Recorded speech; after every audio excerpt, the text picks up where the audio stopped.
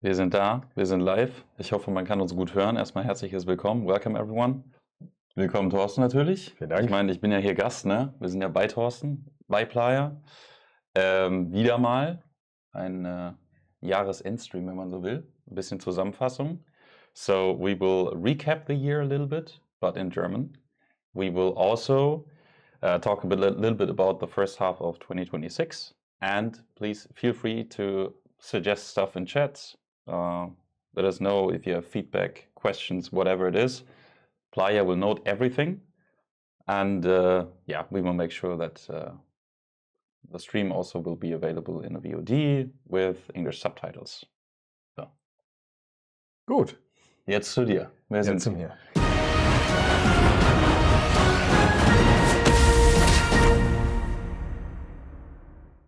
Also wie gerade gesagt, wir werden ein bisschen über 2025 reden.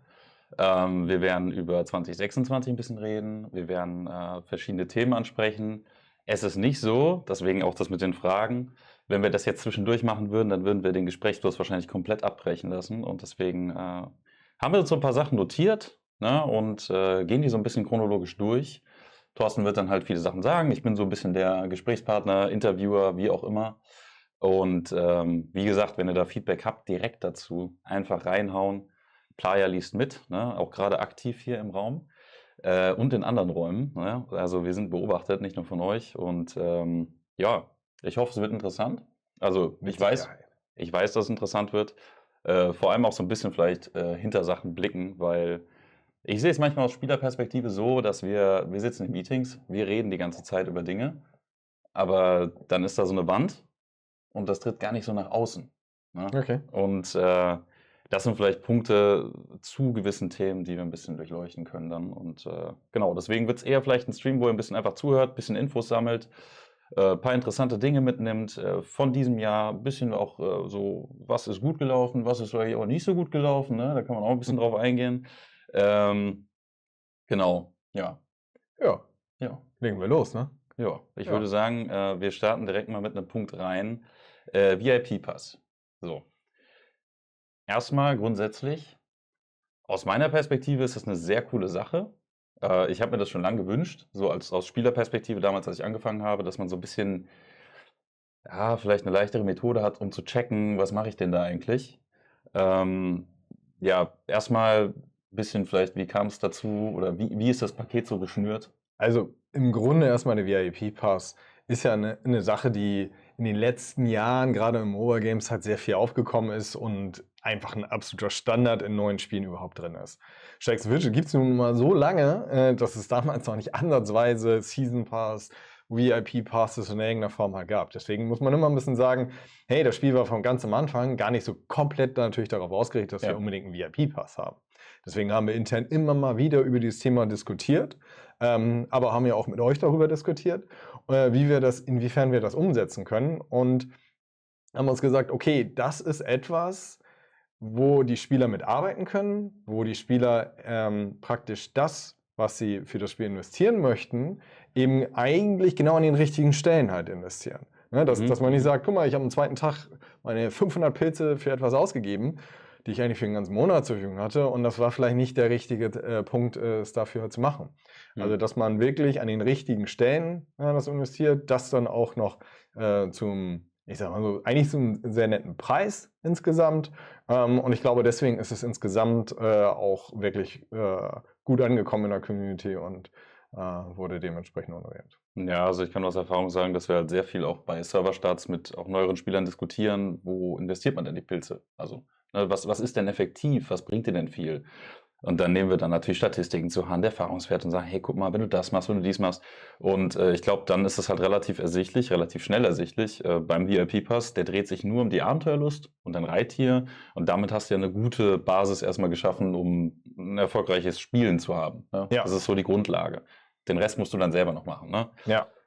Würdest du denn das so bewerten und sagen, ja, der VIP-Pass war eine sehr gute Entscheidung oder das ist eine Sache, die wir auch in Zukunft vielleicht weiterentwickeln wollen? Also es ist klar, es war eine gute Sache. Also Okay. wir haben halt wirklich gemerkt, wie viele Leute es halt eben umgesetzt haben und wie das Feedback eben dazu war. Wir haben es ja auch erst in dem Punkt auch wirklich getestet. Wir sagen, okay, wir schalten das einmal an und schauen, welche Probleme tauchen denn teilweise damit eben auf. Weil es ist natürlich auf so viele Spielwelten, über 15, 16 Jahre Charakter, die da sind, gibt es natürlich immer Ecken und Kanten, die vorkommen können. Und deswegen, ja, genau, die Tanten, die sind vielleicht auch im Spiel, aber die dann vorkommen können. Und hat sich dann ja auch bewiesen, das ist echt nach einer ganzen Zeit erst, oh, damit gab es noch ein Problemchen. Aber haben es dann halt ja dann schon angeschaltet zum Serverstart, dass die Leute da gleich mit starten konnten, haben es kurze Zeit später ja auch dann komplett halt reingenommen und sind jetzt natürlich wirklich viel am Überlegen, okay, gibt es noch etwas, was eben wirklich Sinn stiftet, was es etwas bringt, und zwar, dass man gegebenenfalls weitere Dinge mit reinnimmt, die man sagt, okay, das habe ich im täglichen Spielen drin. Wäre cool, weil das da praktisch eben schon mit abgedeckt ist und gegebenenfalls andere Vorteile oder vielleicht einen anderen Zeitraum. Aber da sind wir jetzt gerade am praktisch Feedback sammeln, evaluieren und dann gibt es gegebenenfalls Also auch gerne Feedback dazu in den Chat. Ne? Wir hatten ja auch schon viel in Streams darüber diskutiert, kam oft auf, das Glücksrad wäre so ein Ding. Wäre so cool, wenn man das noch drin hätte. Zeitraum hast du jetzt schon angesprochen.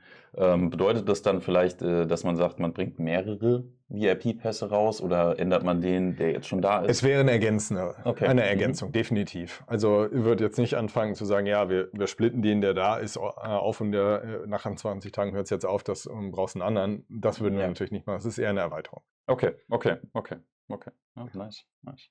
Dann nächstes Thema, direkt dann weiter zu springen, der Pestdoktor. Erstmal neue Klasse und auch Klasse mit Abstimmung. Ja, dieses Jahr haben wir halt die Abstimmung eher gefasst, eher auch aus dem Grund, dass wir gesagt haben, wir haben sie ganz anders aufbereitet. Wir wollten es halt möglichst viel Informationen zu möglichen Klassen halt, die da kommen können, halt geben, haben uns wesentlich mehr Aufwand darum gemacht, haben auch mit den Betas eben in dem Sinne auch früher angefangen, dass möglichst viele Probleme halt im Voraus natürlich, wie das dann immer so ist, eben geklärt werden konnten. Und dann eben wirklich zu sagen, okay, das ist eine Klasse, die ein Großteil der Community dann wirklich gerne noch im Spiel halt sehen möchte und es weniger von uns eine Bestimmung halt ist, sondern weil wir eine tolle Idee irgendwie hatten, sondern dass es eben etwas ist, wo die Community eben auf der Abstimmungsseite eben klar für gewotet hat. Ja, das war ja auch eine viel größere Abstimmung. Ich weiß nicht, ich glaube, damals beim Paladin war das noch kleiner. Wir hatten eine 3-Klassen-Auswahl und jetzt hatten wir ja ein riesen Portfolio an Klassen und die haben ja dann auch so gesehen gegeneinander angetreten. Ne? Ja. Also ihr habt immer 2 gegen 2 gegen 2 oder 1 gegen 1 gehabt, irgendwie so. So viele Klassen war es dann doch nicht. Und also meine Klasse, die ich gerne gehabt hätte, hat leider nicht gewonnen. Aber welche? Ja, der Mönch. Ja, der Mönch oder auch Trickster hätte ich cooler gefunden. Ja, Aber ja, ich fand den Mönch auch ziemlich cool. Da hat sich natürlich immer ein bisschen Game Design ein bisschen geschüttelt, weil ich gesagt habe, oh, der wird nicht leicht umzusetzen sein. Ja. Aber am Ende kommt es ja darauf an, ne? Das haben wir ja nicht rangeschrieben, oh, bitte nicht wählen, sondern Nein, jeder war es ja offen, was dann am Schluss halt rausgehört. Ich hätte auch nicht mit dem Pestdoktor gerechnet. Ja, ich war mir nicht sicher.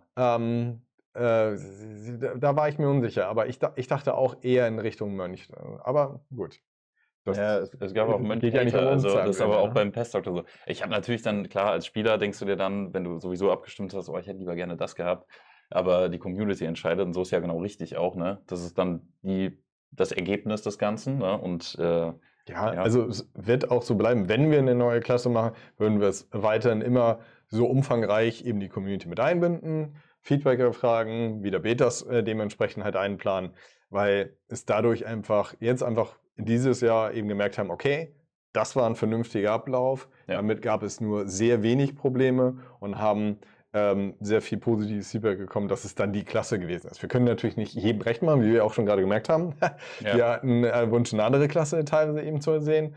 Aber wir können halt ja nicht sagen, okay, es gibt 3 neue Klassen oder so. Das ist halt Quatsch. Ja, nee, klar. Es ist aber auch so, dass man sich dann fügen muss. Ich meine, wenn die Mehrheit entscheidet, dann ist das auch völlig in Ordnung, ne? Dann trifft man auch den größeren Teil der Community, logischerweise. Ich meine, wäre auch eine gute Überleitung gerade vielleicht zum nächsten Thema. Meinst du? Ja, ich sehe gerade Umfragen. Ja, nicht, dass ihr euch wundert, ne? Wir haben ja so ein bisschen arrangiert, dass wir die Fragen sehen und haben auch auf euer Feedback gehört, dass ihr nicht die ganze Zeit sagt, die gucken auf ihr Handy immer. Die sind hier nur am Daddeln. Das machen wir natürlich nicht. Thema Surveys, Thema Umfragen. Ich habe von Anfang an gesagt, ich finde es cool, aber man muss auch sagen, aus Spielersicht so, habe ich es auch oft gehört, dass es ein bisschen undurchsichtig ist. So, natürlich ist cool, erstmal zu sagen, okay, wir haben ja geil, wir können die Leute direkt fragen. Aber was passiert denn dann damit? Ja. Also erstmal also wenn man jetzt zurückguckt in das Jahr, war es für uns gar nicht mal so leicht, diese Umfragen praktisch so ins Spiel reinzubringen. Meines Erachtens machen das auch nicht so viele Spiele, die das so detailliert dann halt mit reinnehmen. Das war natürlich alles so ein bisschen, wo wir gesagt haben, okay, so kriegen wir so ein fundamentales, großes, umfangreiches Feedback von der Community, dass wir uns wirklich darauf stützen können. Weil das Problem ist, wenn wir dann sagen, okay, guck mal, wir haben über Social Media, wir haben über eine Ingame-Nachricht gesagt, hier, ihr könnt an dem teilnehmen und dann sind Google Forms oder so und dann haben wir am Schluss 700 Leute dran gehabt. Das Dann heißt, sagst du, kannst du sagen, das ist von der Zahl an Leuten, die mitgemacht haben, wesentlich mehr? Ist das ein großer Unterschied? wesentlich mehr. Ja. Also wir reden hier zwischen 10, 20, 30.000 Leute, die an diesen Umfragen halt teilnehmen. Okay. Und das ist natürlich wirklich eine belastbare Zahl, Ja. wo auch keiner im Team mehr sagt, na, aber seid ihr euch so sicher, das waren jetzt nur 300 Leute, die dafür waren. Wir haben so und so viele Tausende, die jetzt aktiv halt spielen. Ist das überhaupt wirklich von der Community so gewollt? Und so weiter. Und dafür sind halt wirklich diese Surveys da, damit einerseits wir eine umfangreiche Rückmeldung bekommen. Ja. Und auch fürs Team, für alle hier intern, dass auch klar ist, dass es dann viel weniger bis hin zu gar keine Zweifel halt gibt, dass diese Aussagen von einem allergrößten Teil der Community dann auch wirklich gewollt sind oder eben auch nicht gewollt. Okay, dann bezüglich Daten. Das war so ein bisschen die Prämisse, als es rauskam. Wir konnten mit den alten Surveys vielleicht nicht so detailliert auswerten. Das sieht man ja jetzt nicht. Also ich als Spieler, ich stimme ab und dann passiert halt irgendwie was, aber ich weiß ja gar nicht, was im Hintergrund passiert. Ja. So. Also auch dazu werden wir auf jeden Fall wesentlich transparenter halt im nächsten Jahr halt umgehen. Werden dazu auch Anfang des Jahres eben Blogposts eben rausbringen, wo wir dann ein bisschen immer mehr darauf eingehen, auf die Auswertung, was die Ergebnisse dann halt auch eben sind, weil es kann dann halt auch nicht mehr von irgendeiner Gruppe praktisch so ein bisschen geframed werden, zu sagen, ja, drückt mal alle, ne, finden wir doof. Ist ja auch okay, kann auch Ja. passieren, aber Ja, es ist klar. dann einfach wirklich die breite Community, die dann das abgedeckt hat. Und das können wir eben wesentlich leichter dann auch kommunizieren. Und Und rausfiltern wahrscheinlich. Ne? ja, was heißt rausfiltern? Es ist mit Sicherheit teilweise mit drin, Ja. aber es geht halt eben einfach unter, wenn mehrere 10.000 Leute dafür abstimmen. Ne? Dann ist es eben von der Punkt eben nicht ganz so relevant, ob ein paar Leute gesagt haben, lass uns das so ansprechen. Und so können wir es halt auch viel besser auswerten. Und die Auswertung selber war ja auch der Punkt, vor ein paar Jahren war es unmöglich, 10, 20, 30.000 Antworten auszuwerten. Ne, klar, wenn wir jetzt einfach nur einen Punkt haben, du sagst, hey, findest du es gut? Ja, nein, ist klar, dass du es natürlich weiterhin Ja, ist einfach, immer ne? schon auswerten könntest. Aber wir versuchen jetzt teilweise ja auch in die Surveys noch Freitext halt mit reinzunehmen. Und Freitext eben zu analysieren, war vorher unmöglich, wenn du dann 5.000 Antworten hast, wo ganze Sätze in Anführungsstrichen drin stehen, konnte man vorher nicht auswerten. Oder man hatte 5 Leute, die den ganzen Tag nichts anderes Wer gemacht macht denn haben. das dann? Wer darf denn den Job übernehmen? Also wer darf denn das alles lesen? Naja, also mittlerweile machen wir das natürlich auch, dass wir das auswerten mit KI. Okay. Das ist natürlich schon ein Punkt, der uns da auch zu bringt, eben auch wirklich dann auch einen Mehrwert halt eben reinzubringen, der für intern eben wesentlich höhere Produktivität dann sorgt, auch gerade was diese Auswertung halt angeht. Und diese Auswertung haben wir ja auch gerade eben, die Umfragen, die wir zuletzt gemacht haben, waren ja gerade auch wegen Customization. Ja. Da haben wir eben ganz klar gemerkt, was uns diese Umfrage halt bringt, weil die erste Umfrage, die wir gemacht haben, hatten wir zwar eine hohe Zustimmung, aber eine Zustimmung, die für uns, für eine Umsetzung, wenn wir gerade so ein Thema ansprechen, wo wir sagen, hey, das ist in einer ganz frühen Phase und wir müssen uns ganz klar üben, machen wir das dann überhaupt? Und dafür benutzen wir das dann halt und geben dann halt auch, ne, das das erste Ergebnis hat uns dann einfach auf jeden Fall nicht ausgereicht. Da würde ich halt jedes Mal sagen, hey, selbst wenn die Mehrheit sagt, sie finden es gut, können wir es trotzdem nicht, weil es so eine relevante, große Änderung im Spiel ist, nicht über die Köpfe von anderen Leuten Also hinweg du sagst, machen. die Mehrheit muss so eindeutig, so groß sein und du musst halt auch sehen in der Umfrage, oder das habt ihr dann gesehen, weshalb es eine zweite Umfrage gab, Ja, dass es nicht groß genug war, obwohl es schon eine große Mehrheit war, und dass die, ja, vielleicht die Antworten, die Leute gegeben haben, weil ihr habt ja eine bestimmte Richtung eingelenkt. Ihr habt dann nicht gesagt, okay, warte mal, die Mehrheit ist nicht groß genug, dann stopp, sondern ihr habt gesagt, vielleicht, wenn wir das und das anpassen, das nochmal in eine Umfrage bringen, könnte das zu einer größeren Übereinstimmung führen. ja, also wir nehmen das dann, das Ja. Feedback, gehen praktisch hin und zu sagen, okay, was könnten wir denn vielleicht noch machen, um eine höhere Akzeptanz eben zu bekommen? Und das sah man dann auch in der zweiten Umfrage, weil wir sprechen ja auch nicht von einer Mehrheit, wo wir sagen, okay, das ist jetzt eine Zweidrittelmehrheit oder du brauchst dafür und so weiter. Nein, wir sprechen ja davon, dass 90% und mehr der Teilnehmer gesagt haben, das ist eine gute Sache. Okay. Ansonsten können wir so etwas nicht umsetzen. Das war jetzt aber bei der zweiten dann. Bei der zweiten. Ja, okay, Da okay. sind wir über 90% Zustimmung halt gekommen. Ja. Und auch da können wir immer noch sagen, hey, die letzten 10%, die gegen sind, könnten wir teilweise eben dann nochmal versuchen, nochmal zu fragen, was sind denn, und dann mit Freitext, was sind denn eure Gründe zu sagen, warum möchtet ihr das nicht? Und das sind ja immer noch so viele Leute, dass wir es intern gar nicht die Manpower hätten, das auszuwerten. Neuerdings können wir das halt, sind wir in der Lage dazu.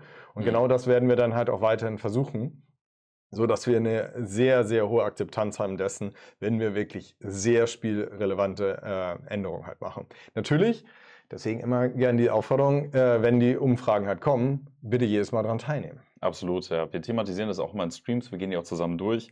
Ich versuche das dann möglichst nicht so, die Leute, also dass man jetzt ein Stimmungsbild schafft und sagt, okay, ihr müsst jetzt so abstimmen, weil das immer ein bisschen blöd ist, wird es auch verfälschen, aber zumindest, dass man darauf hinweist und sagt, ey, und auch nutzt das Textfeld bewusst, schreibt was rein, gebt das Feedback, weil es immer schade ist, wenn es nicht gehört wird, und vielleicht ist da einfach auch, also bin ich mir sehr sicher, dass viele auch echt sehr gute Einwände, Ideen oder was auch immer zu dem Thema haben, was da gerade behandelt wird.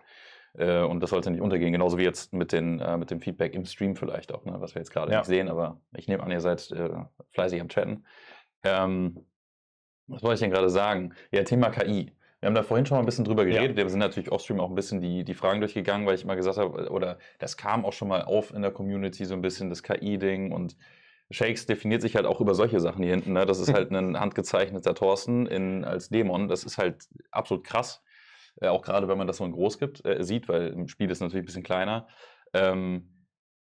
Das heißt, ihr nutzt das auch gezielt in solchen Dingen, gerade bei einer Umfrage, um zu sagen, okay, wir können dadurch eine große Menge auswerten. Für uns ist es halt an dem Punkt, das ist eine super wichtige Frage, wofür benutzen wir es und wofür benutzen wir es nicht.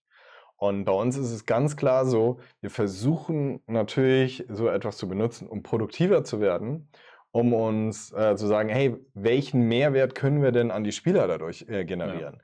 Und das ist bei den Umfragen jetzt eben ein Beispiel. Wir können definitiv keinen Mehrwert liefern, indem wir das da versuchen, durch eine KI zu kriegen. Nee, das glaube ich auch nicht. Das funktioniert nicht, weil wir brauchen halt eben im Team Exzellenz in dessen, was umgesetzt wird. Dazu ist KI nur sehr, sehr begrenzt halt eben möglich. Wir wollen es halt dafür nutzen, in Zukunft eben mehr zu schaffen, mehr mit dem Team zu leisten und den Spielern Mehrwert zu geben. Natürlich ist es auch immer so, ist das eben so, dass wir das auch im Team ganz intensiv besprechen müssen, dass wir klare Regeln festlegen, was wir machen möchten und was nicht. Halt, ne? Und das muss halt auch erstmal alles festgehalten werden, auch wenn eben 20 bis 30 Leute an einem Thema halt eben oder an einem Spiel halt arbeiten, dass ihnen jedem das bewusst ist und inwiefern wir denn dadurch produktiver halt werden können. Also ihr setzt euch halt auch aktiv damit auseinander. Es ist nicht so. Es geht nicht, dass du es nicht damit auseinandersetzen kannst. Und du willst halt auch nicht, dass es irgendwann an den Punkt kommt, dass es dir was aufgezwungen wird, sondern dass wir immer in der Lage sind zu sagen, hey, wir haben uns damit auseinandergesetzt, wir haben das eben ausprobiert. Und es ist weiterhin klar die Überzeugung, dass Shakes and Fidget ja besonders das halt ausmacht, dass wir so viel Kreativität, die in dieses Spiel reingeflossen sind, über die ganzen Jahre, dass Sieht man jetzt auch beim AD-Trailer einfach, das soll weiterhin noch da sein. Und Ja. ich glaube, das ist auch mit das Allerwichtigste, dass das im Spiel bleibt. Ja, ich finde, man merkt halt auch immer bei so Spielen, dass es irgendwie so ein bisschen lebendig ist. So, das hat halt gerade bei Shakes den Charakter, der durch diese Kunst auch, die da drin ist. Das ist ja im Endeffekt Ja, Kunst, ne? und es ist halt auch ein Tick Kunst. Ich würde es halt Ja. auch wirklich so nennen. Und ich schaue mir all das, was unsere Artists halt eben auch machen, immer wirklich sehr, sehr gern an und bin da auch immer sehr gerne sehr dicht halt dran. Und es ist auch etwas in Zukunft, wo wir uns mit Sicherheit im Markt halt auch eher mit absetzen werden. Also für uns ist es eher ein USP, ein wirklich, wo wir sagen, hey, so sehen keine anderen Spiele halt aus. Ja. Und genau das wäre das, das Blödeste, das Dümmste, was wir machen, sowas eben zu verlieren. Und deswegen ist das eher für uns ein sehr hohes Gut und das gehört halt zu Shakes and Fidget. Also eher Richtung Produktivität steigern und nicht irgendwie, Ja. ja, wir werden jetzt irgendwie so künstlich, ne? Das ist ja Früher war es so, guck mal, ne, manche Dinge ganz am Anfang musstest du sie noch einscannen, ne? Auch die Outlines wurden eingescannt und so weiter. Mittlerweile am Tablet und sonst, da sagt auch keiner so, ne, wenn der Vater zum Sohn spricht, ja, ich musste damals noch alles machen und sonst so weiter, das ist doch kein richtiges Malen mehr, wenn du da einfach im Tablet so ein bisschen zack, zack machst und einfach einen Knopf drückst und den Bereich einfach Das schon musst du auch erstmal Farbe können. ausgefüllt. Ja. Genau, man muss es auch eben können und darum geht es ja auch viel, dass diese Tools einfach immer besser halt werden und du musst sie auch richtig bedienen können und dahinter muss jemand sitzen, der sich damit auskennt und auch wirklich einen geilen Job halt macht. Ne? Ja, ich glaube, es ist einfach wichtig. Also für mich ist auch interessant, dann halt von dir zu hören, so, als wir uns vorhin unterhalten haben, wie sowas dann Einzug hält, weil man natürlich irgendwie nicht die Augen vor verschließen kann, wenn das dann kommt. Und man kriegt halt sehr viel mit, dass die Leute dann einfach Angst dann haben und sagen, oh, das könnte das alles total verändern und halt auch dann nicht verändern im Positiven, sondern im Negativen. Ne? Das ist ja klar. Wenn man Angst davor hat, dann ist es eher vielleicht. Es ist auch diese Befürchtung, eine Veränderung ist ja immer schwierig und es ist halt natürlich auch irgendwo mal berechtigt, weil wenn wir Studios haben, die hunderte Artists teilweise haben, in diese riesen Studios, die riesen Produktionen und plötzlich kann ein Studio, wo nur 10 Mann sitzen, das gleiche Production Value eben aufsetzen. Ja, da hat das große Studio ein Problem. Ne? Und wenn da Investoren hinterstehen, die sagen dann so, ja, wenn ihr nur noch 10 Mann braucht, das Gleiche zu machen, also entweder müsst ihr 10-mal so viel mit den 10 Leuten halt schaffen und macht es überhaupt noch Sinn? Kannst du überhaupt so viel ins Spiel halt reinpacken?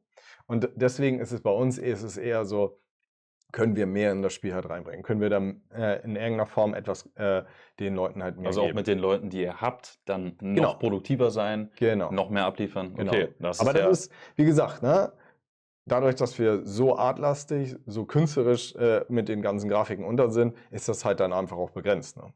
Ja, verstehe ich vollkommen. Du könntest ja jetzt auch nicht sagen, ja, die machen jetzt irgendwie, sind 100-mal so produktiv und du produzierst irgendwie am laufenden Band Grafiken fürs Game, aber du hast ja jetzt gar keinen Platz, wo du es reinbringen kannst und dann auf einmal. Das Ding ist, wenn wir eine Dungeon-Erweiterung machen, da sind 10 Gegner drin, macht es auch keinen Sinn, 1000 halt reinzumachen. Ne?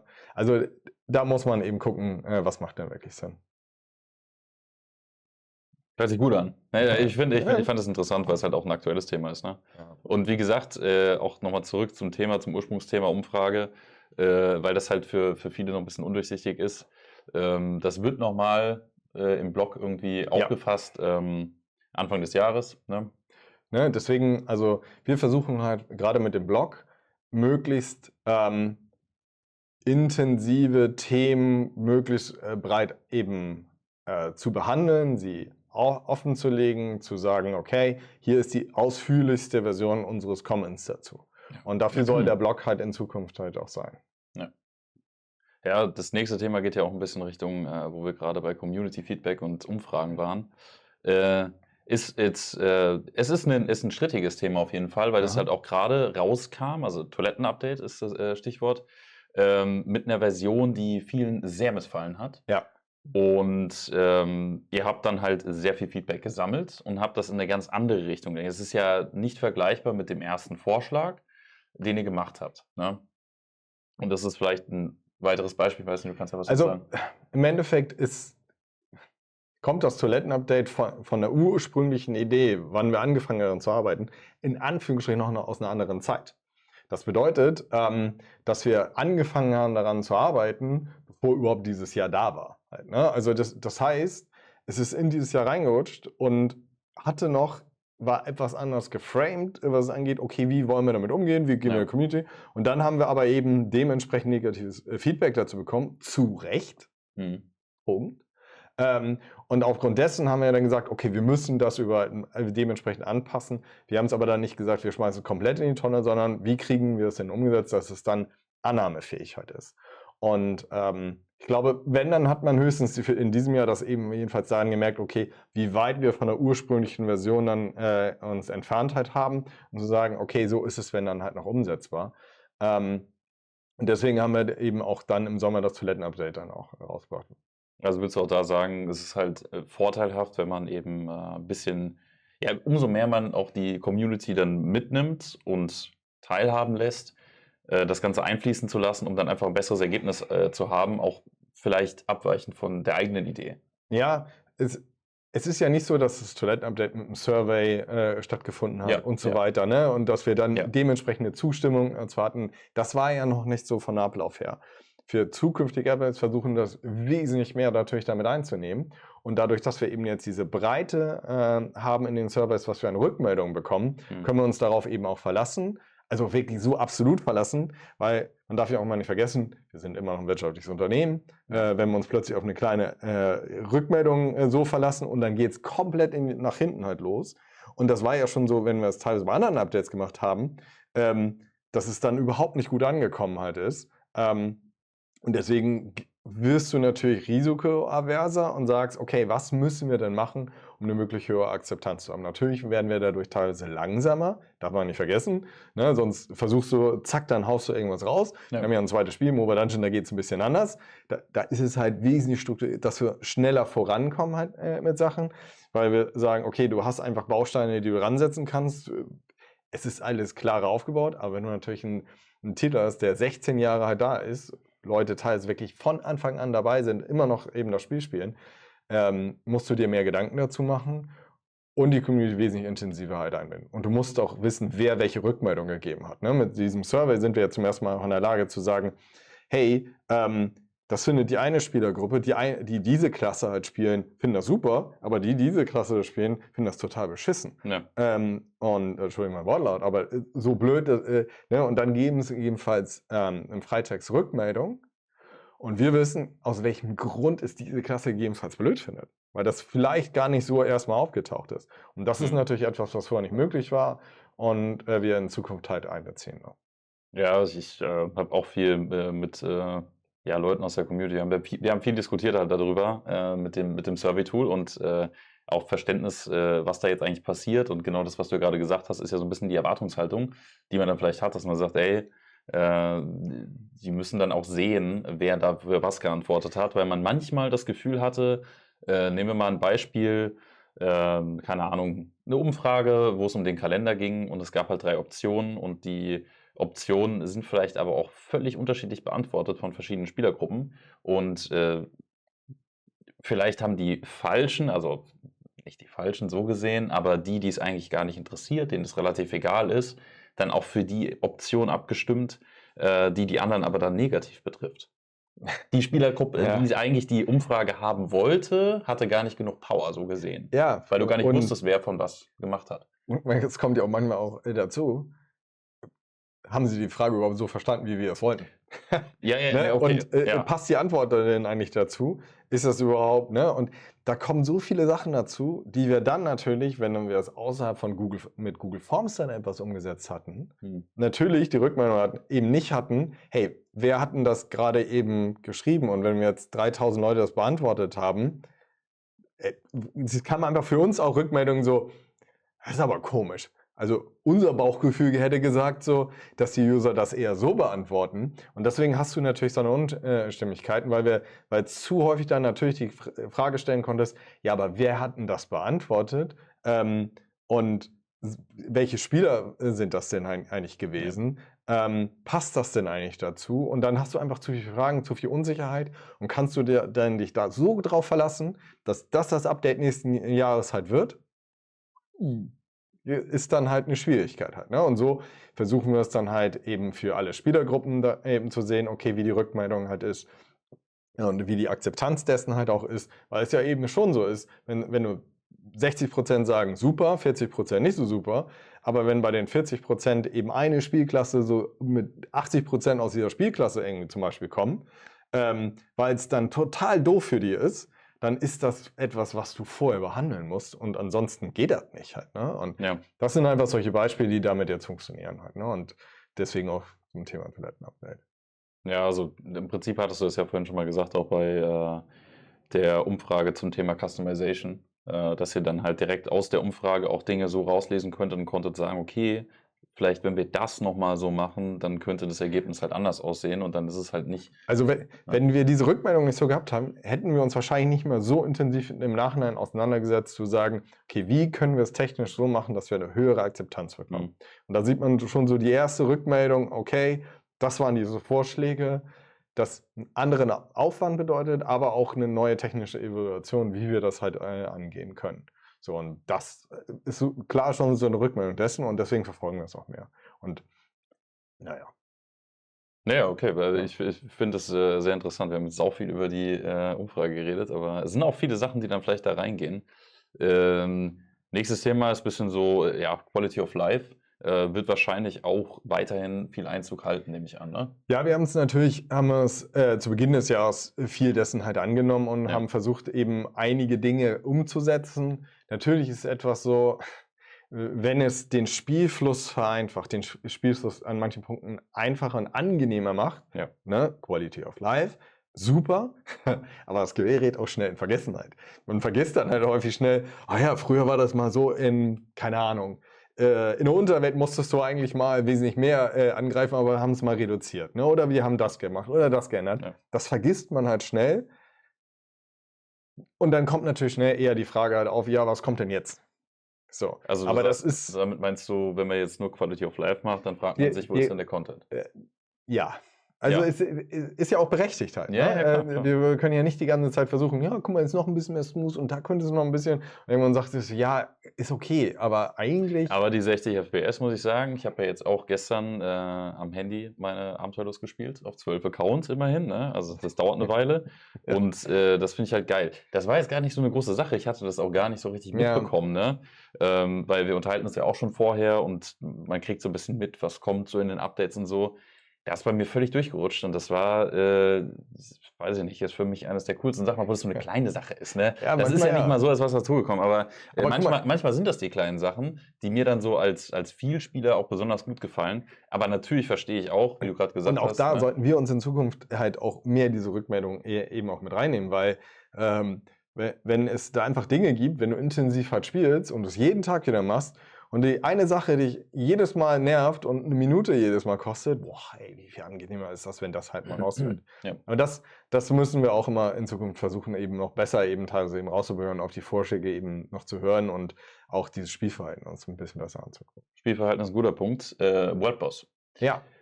Auch ein umstrittenes Ding, würde ich einfach mal so sagen, weil wir haben jetzt 2 World Bosse gesehen. Ja. Und ja, der erste hatte. Wie war die erste, nachdem der World Boss gelaufen ist? Wie war das? Was ist da so, was ist so durch den Kopf gegangen? Also es ist ja so, wir haben natürlich für solche Events auch eine Bereitschaft, die am Wochenende natürlich klar ist. Ja. Muss man auch sagen, ist nicht normal. Ne? Also wir gehören ja zu einem Konzern und da gibt es halt sehr viele Spiele, es gibt auch sehr große Spiele und nicht überall ist sowas eingerichtet, dass überhaupt nach den normalen Arbeitszeiten jemand reagiert und gegebenenfalls darauf einwirken kann. So, wenn ein neues Event so weltweit über Server eben so groß halt stattfindet, ist das klar, dass es eine sehr, sehr, sehr komplexe Sache ist, die da stattfindet. Und natürlich tun wir im Voraus sehr viel dafür zu testen und auf so etwas eben zu probieren, dass das halt möglichst wenig Probleme aufwirft. Aber natürlich beim ersten World Boss sind gerade zum Schluss halt eben Probleme aufgetaucht, was wirklich richtig ärgerlich ist. Ne? Das ist so, weil wenn irgendwo solche Probleme auftauchen, die ziehen halt so einen Rattenschwanz mit sich. So eine Ratte. Das ist einfach ärgerlich, auch für das gesamte Team, weil die müssen sich ja intensiv damit auseinandersetzen. Ja. Es hat natürlich sofort Priorität. Wie machen wir die Kompensation und so weiter. Und wenn dann irgendwas, dann stoppt auch die ganze Produktion für alles andere, was danach passiert. So, und das ist halt noch mal ärgerlicher. Und deswegen wollen wir das sowas natürlich weiterhin immer wieder gucken, dass wir weniger davon stattfindet. Ne? Und ja, deswegen haben wir natürlich aber auch das Feedback aufgenommen, haben versucht, den Worldboss ein ganzes Stück anders anzugehen und zu sagen, okay, wie können wir denn da etwas tun, damit das insgesamt auch ein bisschen mehr Spaß macht. Und auch viel Absprache findet dann natürlich auch mit der Alpha-Gruppe halt statt. Ja, okay, ja, das kriegt man ja jetzt nicht, also steht ja jetzt nicht irgendwo, weiß ich nicht, zwischen den Zeilen, dass wer jetzt involviert war, aber ist natürlich ein guter Hinweis. Das kann ich auch bestätigen, auch wenn das jetzt vielleicht genauso wenig offensichtlich ist, aber die sind da auf jeden Fall sehr krass am Machen und liefern viel Feedback, genauso wie ihr auch. Wie verhält sich denn weiterhin mit dem Worldboss? Mal so gefragt. Weil der erste, da hatten wir Probleme. Beim zweiten lief das ja wesentlich besser. Ja. Aber es gab auch da wieder sehr viel Feedback, ne? Ja. Und im Endeffekt ist es so, wir iterieren darauf, wir werden weiteres Feedback halt umsetzen, wir gehen darauf halt ein. Wir wollen diesen WordPress auch in Zukunft halt eben umsetzen. Es ist aber klar, es ist kein Prozess, den wir eben gestoppt haben. Auch der nächste WordPress, der kommen wird wieder eben eine Iteration da sein, dass wir wieder Dinge eben angepasst haben. Natürlich ist es auch so, jedes Mal, wenn wir was anpassen, nimmt es wieder einen Teil von dem weg, wo wir halt sagen, okay, das wäre eine Produktion, die wir später dann noch halt machen können. Ne? Wir können halt nicht 5 Sachen gleichzeitig voranbringen, sondern es ist dann immer so ein bisschen, mit welchem Teller, der sich da gerade dreht, arbeiten wir jetzt gerade wieder. Und ich sag mal so, ich würde es gerne sehen, dass wir natürlich den WordBoss halt wieder sehen, aber er muss halt immer wieder in Zukunft eben sein, dass wir daran gearbeitet haben und eben weiter auf Feedback eingegangen haben. Und wenn wir sowas gemacht haben und auch Änderungen und so, werden wir auch im Nachhinein wieder eine Umfrage haben. Umfrage zum WordBoss, wo Feedback gegeben werden kann. Da haben wir wieder die Umfrage und dann fließt dieses Feedback auch in die Arbeit ein. Ja, das ist ja besonders wichtig, finde ich. Auch wenn dann so eine Produktion ein bisschen dauert, logischerweise, wie du gerade gesagt hast, dass man dieses Feedback, auch gerade wenn die Leute das Gefühl haben, es geht doch in eine gewisse Richtung, dass ihr dann irgendwo auch das Feedback wieder zurückwerft an die Community und sagt, okay, hier, da und da und da, das haben wir auch umgesetzt. Das habt ihr euch so gewünscht, das wollten wir jetzt auch wieder hier so zum Tragen kommen lassen. Ich glaube, beim WordBoss war es schon ziemlich viel, was da auch dazu kam, an Feedback, auch detailliert, was ich so gelesen habe. Und ja, ich bin gespannt, wenn du sagst, man ist da noch dran, den wird es auch noch mal geben, wie das dann aussieht, wie sich das spielt. Ja, das ist ja eine schöne Sache. Ja. Nächstes Thema, Taten und Titel. Da habe ich mich zum Beispiel, also ich persönlich, sehr drauf gefreut. Hat das aus deiner Sicht so funktioniert, wie man sich das vorgestellt hat? Was würdest du sagen? Also, die Taten und Titel. Ich sage immer Titel und Taten. Ich sage auch Titel und Taten, ja. Ja, ich weiß auch nicht. Ich meine, auf Englisch ist es natürlich andersrum, Deeds und Titles. Titles, ne, ist ja auch egal. Im Endeffekt, aus meiner Sicht hat das Ganze eben so viel Potenzial, gerade wenn wir auch noch damit auf die Community eben Rückmeldungen bekommen, hey, geil, wir würden gerne diese Tat oder diesen Titel halt haben und müssten dafür etwas machen. Und es ist natürlich ein Tool, wo wir sagen, ey, auch mit den Umfragen, da sind sie schon wieder, können wir da halt eben sehr viel mit aufnehmen. Nichtsdestotrotz, über ein 16 Jahre altes Spiel, über so viele Server, wo irgendwo ein Schluck auf passiert und wir vom Backend, also diejenigen, die die Server programmieren, dieses Jahr noch teilweise sehr schwach aufgestellt waren, aber das halt jetzt ganz anders ausgelegt haben. Also es arbeiten in dem Bereich jetzt mehr Leute, als es jemals da gearbeitet haben. Okay. Und die machen auch einen wirklich geilen Job. Sie haben zwar gerade noch nicht, sind teilweise noch nicht so lange dabei, die beiden neuen, aber für nächstes Jahr sieht das halt richtig super halt aus und sind da ganz anders Thema aufgestellt. Das bedeutet auch, dass mehr Zeit dort in die Sachen halt investiert werden kann, mehr in die Umsetzung, mehr auch geprüft werden kann, mehr auch die Fehler behoben werden können. Nichtsdestotrotz ist es auch etwas, wo wir dran arbeiten und was auch noch Zeit brauchen wird, bis wir jegliche Fehler ausgemerzt haben. Und jeglichen Fehler, der dann da ist und korrigiert werden muss, ist natürlich wieder so, dass das auch wiederum sehr viel Zeit in Anspruch nimmt, den zu korrigieren. Was wir natürlich auch wiederum sind, die Letzten das möchten, weil es einfach extra Arbeit bzw. alle anderen Arbeiten verschieben. Ja, und deswegen, also ich finde, es ist halt auch ein richtig cooles Update, wenn dann eben funktioniert.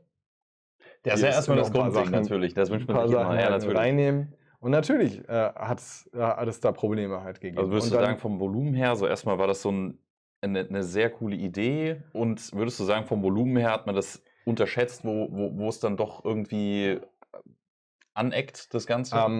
Aufgrund des alten Spieles? Es ist einfach komplex zu testen. Weil wenn du jetzt über manche Taten nachdenkst, wie viel du dazu machen musst, bis du diese bekommst, ist natürlich klar, hey, wie teste ich das? Ja. So, warte mal kurz, welcher Charakter kann das denn wie schaffen und so weiter? Also die Komplexität dessen, welche Möglichkeiten es eigentlich allein gibt, manche Sachen zu erreichen oder nicht zu erreichen, oder ob es irgendwo einen Exploit halt gibt. Haben nicht drüber nachgedacht, dass man das so und so und so machen kann, jetzt kann ich das, reicht das viel schneller, das Ziel. Das ist wirklich viel halt, ne? Also eine Funktion, die vorher keine Bedeutung hatte, bekommt dadurch dann eine Bedeutung und führt dazu, dass man irgendwie kann zum Beispiel anders erreicht, als man es eigentlich sollte. Ja. Okay. Und natürlich müssen wir da halt eben auch erstmal draus lernen, ne? Und mussten dann halt sehen, okay, das war noch nicht perfekt. Wir werden auch daran im nächsten Jahr eben arbeiten. Gerade im nächsten Jahr, im ersten Quartal, werden wir viel, was die Performance halt angeht, eben dran arbeiten, und dass möglichst immer weniger Fehler mit dem vorkommen, was da ist, und dass wir dann sagen, okay, jetzt können wir langsam auch weitere Taten und Titel gegebenenfalls dazu nehmen. Ja, ich würde es mir wirklich wünschen, weil ich finde es halt ziemlich cool, gerade wenn wir sagen, hey, wir haben einen neuen Server und da gibt es gewisse Taten und Titel halt eben drauf, die dann eben neu sind, die zum ersten Mal erreicht werden kann, ist das halt auch ein gewisser Spaßfaktor. Gerade wenn es dann Dinge sind, die von der Community als Rückmeldung kommen, baut das doch mal ein, das wäre doch irgendwie, ne? Und das ist eher so ein bisschen Ziel dessen. Kannst du sagen, wenn du hast ja erwähnt, dass es mehr Leute sind im Backend, wenn man jetzt, keine Ahnung, kein Programmierer ist, technisch nicht so viel Ahnung hat, bedeutet das, dass nicht nur jetzt Taten und Titel, sondern auch andere Dinge technisch irgendwie schneller, effizienter, besser gelöst werden können? Also manche Sachen können auch erst überhaupt gelöst werden, ne? Es gibt gewisse Dinge, wo wir wissen, hey, da sitzt jetzt eine Person einen Monat dran. So, ja. Wenn das Team teilweise nur praktisch aus 2 Leuten vorher bestand, können wir sagen, hey, arbeitet am größeren Update, und die andere Person, naja, warte mal kurz, wir brauchen aber die Person noch da. Dann hast du schon den Punkten, wir können daran nicht arbeiten, es sei denn, wir müssen die Produktion stehen lassen. Ja. So. Natürlich ist es so, dass jemand, der neu in die Firma reinkommt, nicht gleich an so einer ultra komplexen Sache halt arbeiten kann. Das heißt, sondern Einarbeitungszeit, erstmal das Produkt kennenlernen. Jeder kennt Probephasen und so weiter. Ja. Und wir sind ja auch nicht so, dass da 30 Leute sitzen, nur im Backend. Sondern wir sind so aufgestellt, dass wir ähnlich viele Frontend- wie Backend-Developer jetzt haben, dass es ungefähr ein Gleichgewicht halt hat. Ja. Und dann sind das eben Teams, die 3, 4 Leute eben umfassen, praktisch kaum nie mehr als 5 in dieser Größenordnung, wo Shakes and Widget sich vom Spiel halt bewegt. Und da wissen wir halt auch so, selbst wenn eine Person halt ausfällt, dann verzögert sich auch etwas halt, ne? Und das passiert auch bei uns, wenn wir das gesamte Team nehmen, dass wir ungefähr 50 Leute halt sind. Wenn da jemand ausfällt, dann bleiben die Sachen häufig liegen. Ist ja nicht so, als wenn wir ein Großkonzern so sagen, ja, Produktionslinie läuft weiter, der nächste steht dahinter und es geht halt weiter. Sondern auch da arbeiten wir halt auch hier halt mit, ne? Und ja, wir sind da jetzt wesentlich besser aufgestellt, und deswegen ja, wir werden halt auch wegen Performance, wegen Bugs und so weiter wesentlich mehr Personen zur Verfügung haben, die sich nächstes Jahr eben darum kümmern. Die können es dem dann annehmen, die können die Zeit investieren, ne? Und das ist okay. Ja. Also es sieht gut aus. Ja, das ist doch schön, so schön. Ja, das sind halt so, weiß ich nicht, aus Vielspielersicht, finde ich, oder auch Spieler, die schon länger dabei sind das, glaube ich, auch besonders Sachen, die halt interessant sind. Wenn sich da was ändert bei euch, so strukturell von den Abläufen, da kommen Leute dazu und dann werden vielleicht Dinge auch anders angefasst, die wurden vielleicht vorher auch anders gemacht und das hat dann vielleicht auch eher nicht so funktioniert und Ja, also wo wir insgesamt besser werden müssen, ist insgesamt auch unsere Kommunikation. Ne? Ja. Also insgesamt einfach, was sagen wir nach außen, über welche Kanäle sagen wir das, wie ist das intern halt abgestimmt und so weiter. Da haben wir die Teams praktisch intern ja auch teilweise neu aufgestellt. Wir haben neue Mitarbeiter in diesen Bereichen und dass wir da eben viel mehr darauf achten, dass es eine Kommunikationslinie ist, dass es mit einem Wortlaut eben an vielen Punkten halt passiert. Das ist super wichtig halt, ne? Wenn plötzlich irgendwo an einem Punkt etwas geschrieben wird, was sich einfach konträr geht mit einem anderen Punkt, warum ist das so und jemand hat etwas nicht Schwierig, mitbekommen, dann ist es aber, dass wir intern da etwas verbessern müssen, Ja. damit das besser funktioniert halt in Zukunft halt. Ne? Und wir versuchen ja schon, auch gerade mit dem Blog, eben länger in der Zeit eben vorauszuschauen, was wird denn da auf jeden Fall kommen, so dass wir die Leute eben auch eher dafür abholen. Ne? Ja, und halt auch, ne, was wir vorhin angesprochen haben, bei der Umfrage, dass man dazu auch noch ein bisschen Infos rausgibt. Weil ich glaube, das war in der Vergangenheit auch mal so ein bisschen so, es gab auch immer schon oft Umfragen zu Updates oder auch zu Elevator, Legendary Dungeon oder so, ne, bestehenden Features oder Events, wie auch immer. Und ich glaube, das kam relativ unregelmäßig dann. Die Ergebnisse kamen die oder kamen die nicht. Und ich glaube, das ist gut, wenn man dann das Feedback, ne, was ich vorhin meinte, auch wieder zurückwirft, damit man dann weiß, das ist da gelandet, das ist Ja. angekommen. Ich habe mir Mühe gegeben, ich habe Feedback gegeben und ich will natürlich auch, dass es ankommt und dass das auch irgendwie verwendet werden kann oder verwendet wird am Ende des Tages. Ne?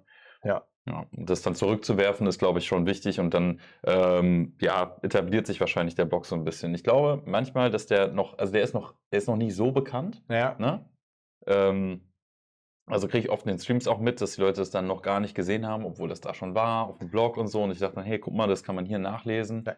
Wer es nicht weiß, auf home.sfgaming.net. Ne? Ja, Also, ja, aber das ist dann so der Verweis, weil das ist ein neuer Teil da drin Ja. und es gibt nicht nur den Shop, sondern es gibt noch die Statistikseite, es gibt das Community-Portal am Anfang und es gibt da jetzt den Blog, der halt so rein informativ ist, auch so ein bisschen vielleicht diesen alten Forums-Charakter nochmal hat, so ein bisschen Ja, mit und- in Textform, mit ein paar Bildern, dass man einfach so, wie ich schon gemeint habe, es soll halt der Punkt sein, wo wir die ausführlichste Information zu einem Thema halt Ja. posten. Ne?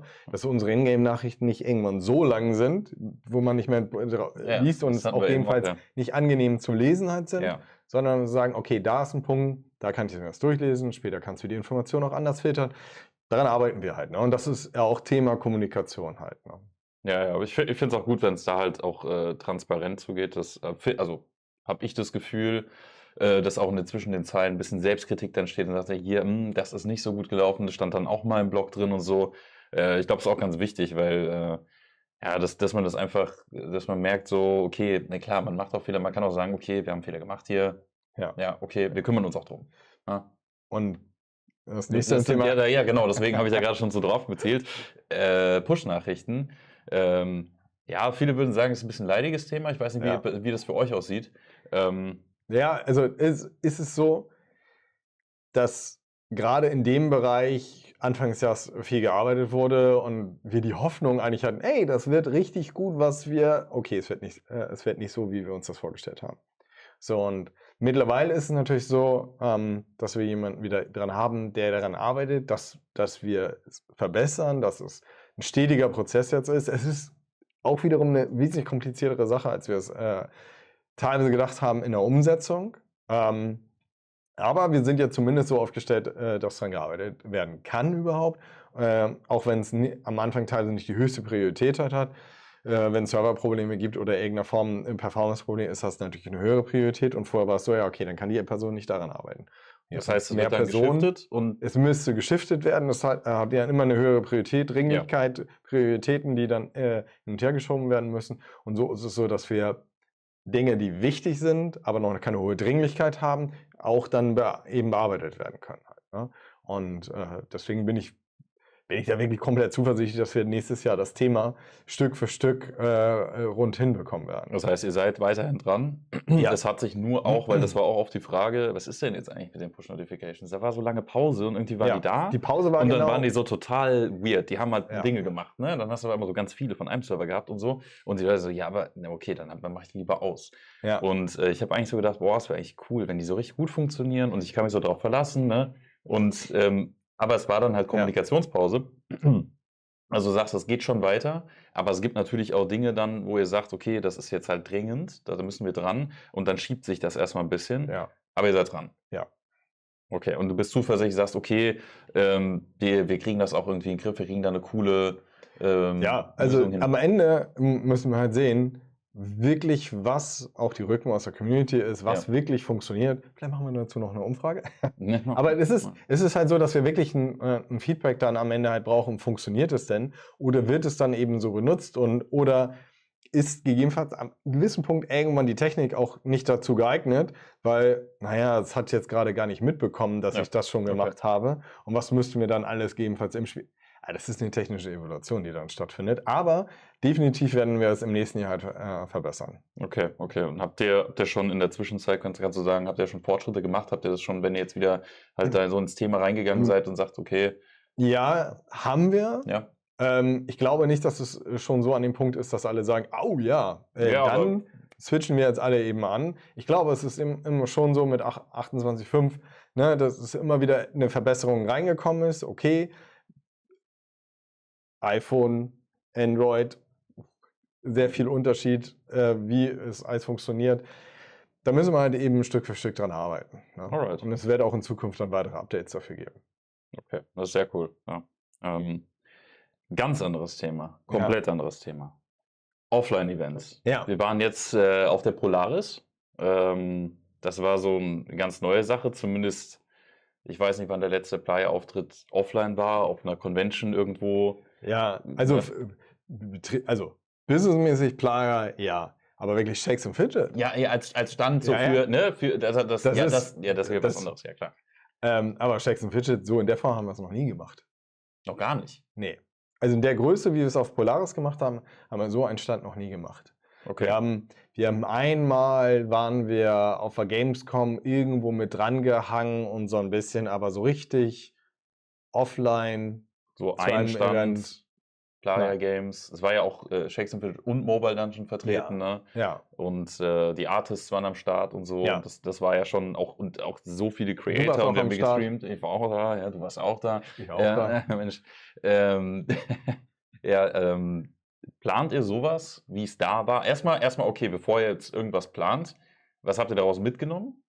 Also ist das was, wo ihr sagt, okay, das war Riesenstress, keine Ahnung. Ja, natürlich war es alles passiert? Stress. Ja, das war auf gar keinen Fall nochmal. Also Also wir wollen den Stress vielleicht ein bisschen weniger haben. Ja.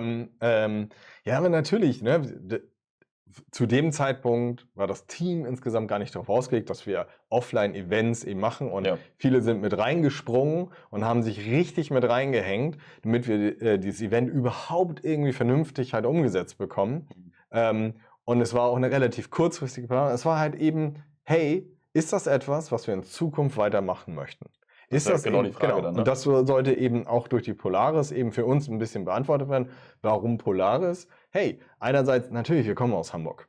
Und als Hamburger ist es natürlich ein bisschen einfacher, wenn das Ding da drüben in den Messehallen stattfindet, in der ganzen Umsetzung, bevor wir eine riesen Agentur eben in irgendeiner Form dazu nehmen, zu sagen, hey, hat das denn auch fürs Team insgesamt am Ende gesagt, hat das denn Spaß gemacht? Wie ist diese Rückmeldung? Spaß gemacht? Es hat Spaß gemacht. Ja. weil es war schon ziemlich cool. Ne? Es war wirklich cool. Ja. Die Polaris selber ist ziemlich cool.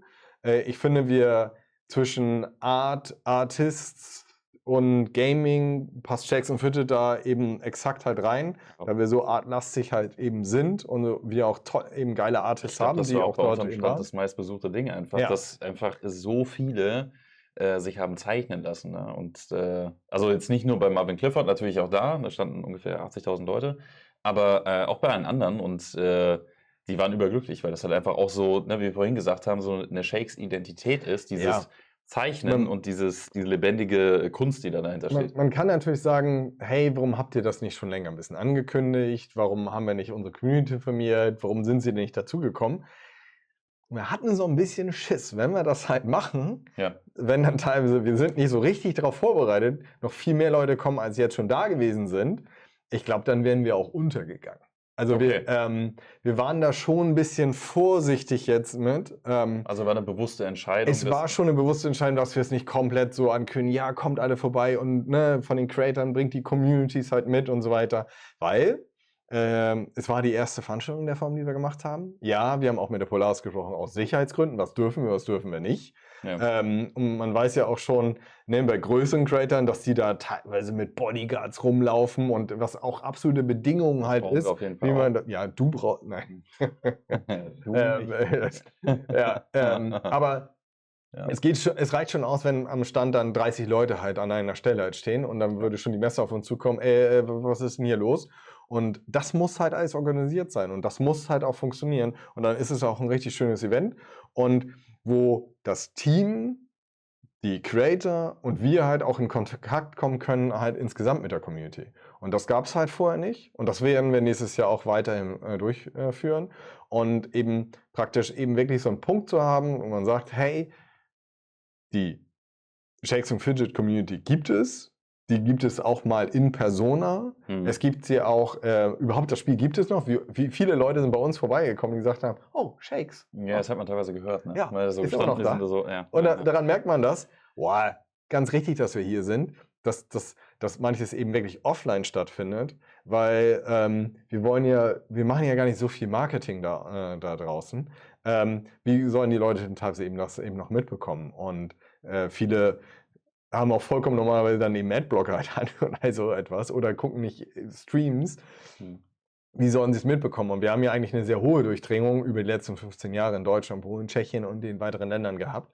Deswegen versuchen wir damit eben einfach einen Punkt zu haben, wo die Leute das eben mitbekommen, wo die Communities von Creatern, die Communities so uns treffen können, dass wir auch viele, auch mit Sicherheit mit Giveaways, dass überhaupt eben viel am Stand halt passiert, dass man ein Spiel auch anspielen kann, dass wir in Zukunft vielleicht auch mal in Beta-Server damit ein bisschen spielen kann, dass man auch da nur daran spielen Ja, ich glaube, kann. das war auch so ein All Ding, das etwas. hatten wir natürlich dann, ich fand, das war sehr beeindruckend, dass ihr das so auf die Beine gestellt habt.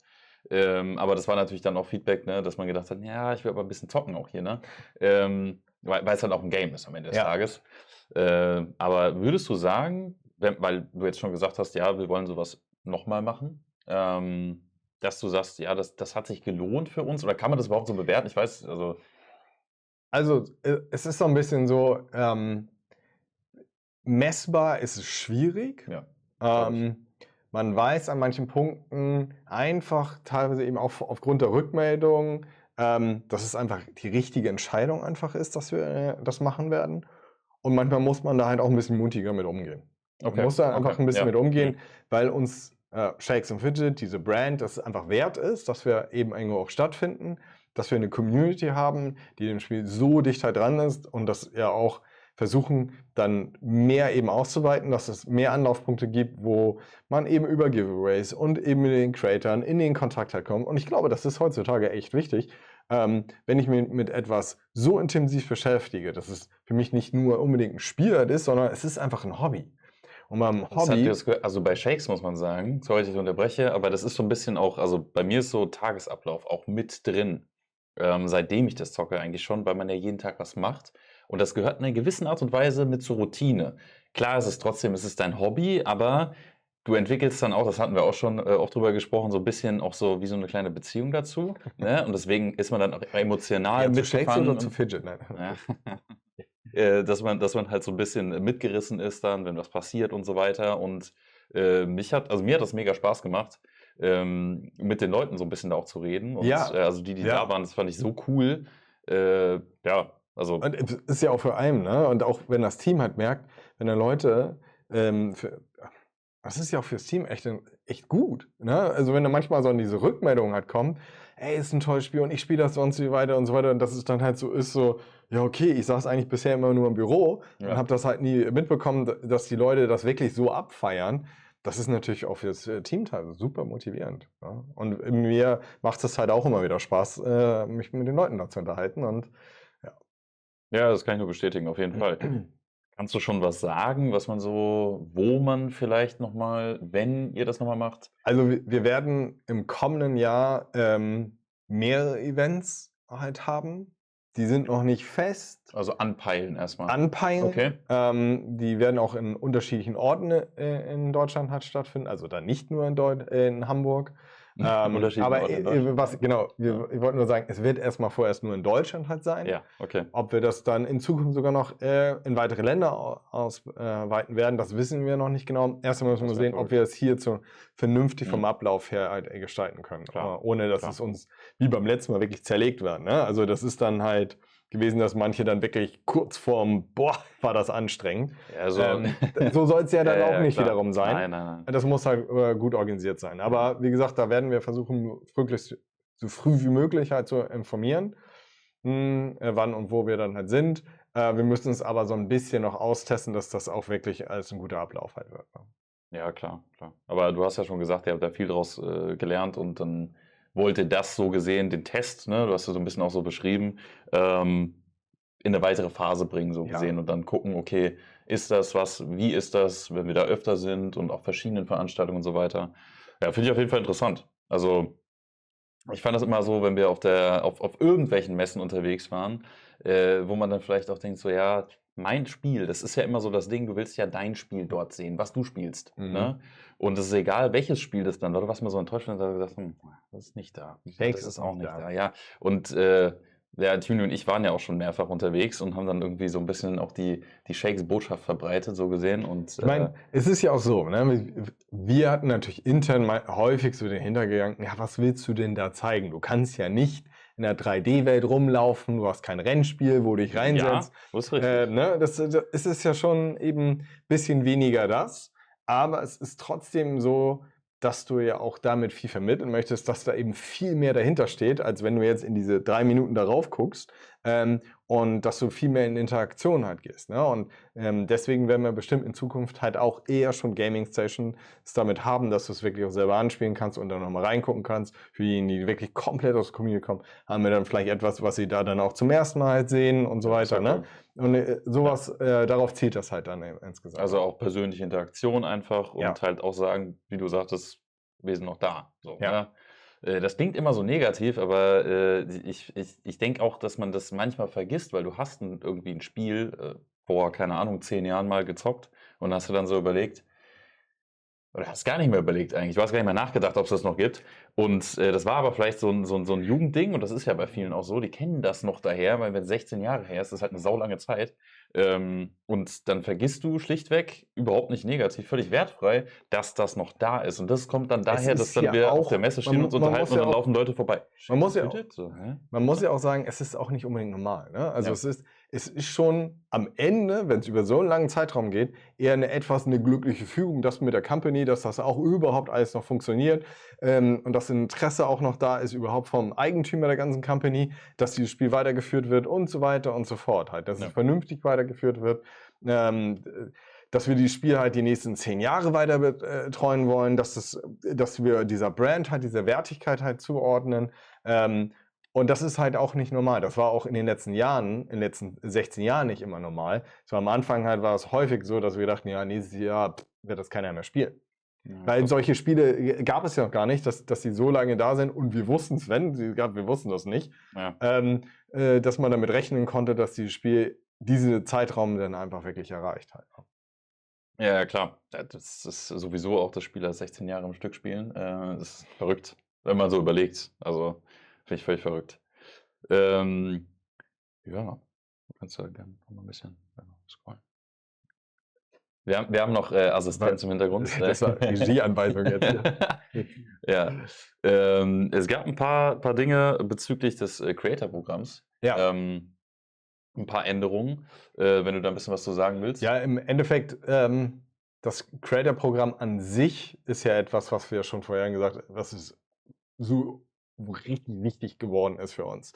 Dass es auch eben etwas ist, wo wir sagen können, naja, im Endeffekt können wir da Leuten etwas zurückgeben, die offensichtlich erstmal noch nicht klar war, wie wichtig die eigentlich für uns sind und wie wichtig die für die Community sind, aber dadurch haben sie durch das Creator-Programm einfach einen anderen Stellenwert für sich selber auch bekommen und zu sagen, hey, ich habe etwas, wo ich so viel Zeit investiere und bekomme tatsächlich was zurück und das fühlt sich auch irgendwo dann eben richtig an. Und deswegen war es für uns auch so, dass wir dieses Creator-Programm halt weiterentwickeln, dass wir uns Gedanken dazu machen, wie wir auch mehr Creator eben damit eben aufnehmen können, wie wir den Einstieg dessen eben erleichtern können, Leuten, die eben diesem Creator-Programm eben teilnehmen Also, möchten. wenn man so will, ihr beschäftigt euch noch aktiver damit, intensiver damit. Ja, Also welche Leute was machen und wer vielleicht interessant dafür sein könnte und, das auch. ne, Und und das wie das Programm an sich gestaltet ist. Und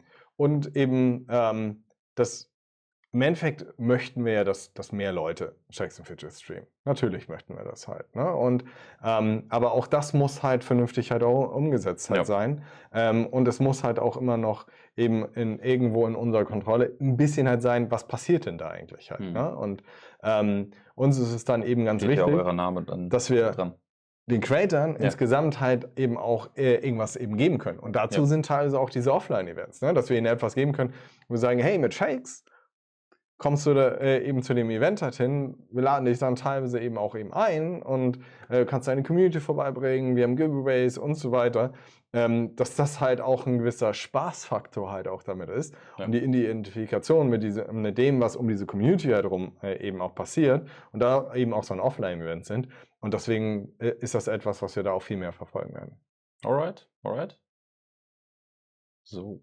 Kommen wir mal ein bisschen Jetzt, Ausblick machen.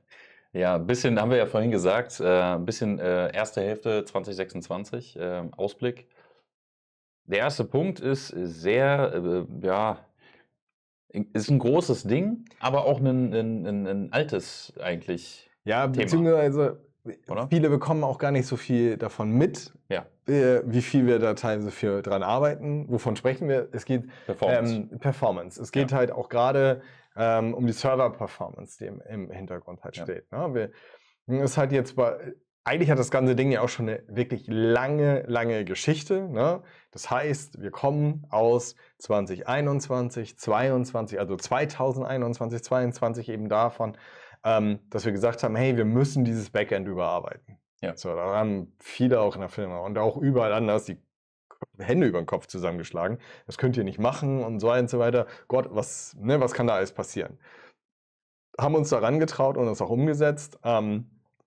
Natürlich gab es da immer viel Probleme halt auch mit. Ne? Auch gerade in der Umsetzung 22, da gab es auch viele Sachen und auch in diesen Zeiten sind halt diese Bereitschaften am Wochenende halt auch entstanden, wo wir gemerkt haben, es ist ein absolutes Muss, dass wir darauf reagieren können. Und das funktioniert bei uns so rund wie praktisch, also ich kenne zumindest kein anderes Gaming-Studio, wo es so rund halt funktioniert, dass so schnell eben auf Dinge immer wieder reagiert wird. Und das ist halt auch super wichtig. So, und wir haben dieses Jahr zum Beispiel halt auch am Backend immer mal wieder Probleme gehabt, wo die Spieler merken, geht nicht mehr, kann mich nicht einloggen. Was auch teilweise dann gar nicht mehr wegen Code halt war, wegen Programmcode oder so, sondern einfach, weil die Hardware auch nach 21, 22 mittlerweile teilweise kaputt gegangen ist einfach. Weil wir haben hier teilweise wirklich Bare Metal das Server halt stehen und dann ist da das mal kaputt gegangen, das ist mal kaputt gegangen und dann hat man halt so einen Zyklus, jetzt gerade wieder ein paar mehr Sachen kaputt gegangen.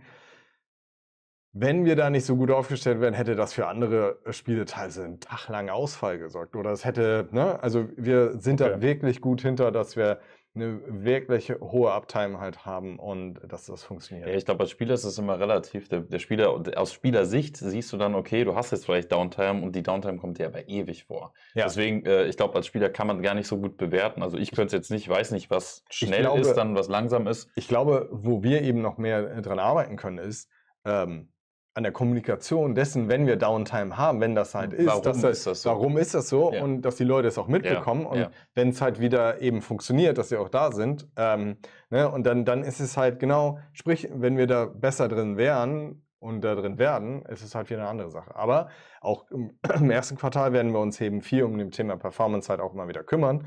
Gerade wenn es halt auch darum geht, eben Taten und Titel.